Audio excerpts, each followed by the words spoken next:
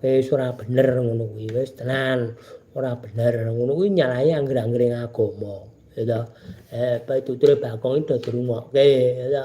Ora gur dirungokke ning dilaksanake dalam kehidupan keseharian, ngono kuwi, ya ta. Bagong iki pituture apik tenan, do dirungokke.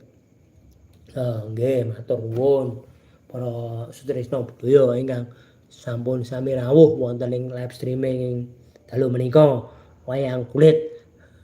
Tadi sudah hadir itu Limbuk Cangik, sekarang hadir Bagong. Bagong ora mbiah pituture lur.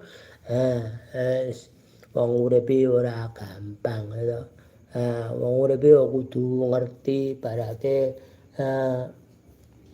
sing dadi bapak ya kudu iso nyukupi kebutuhane keluarga, ya iso ini membahagiakan keluarga ngono. Sing dadi istri ya kudu iso ibarate dikei gaji suami ya piye carane cukup, iso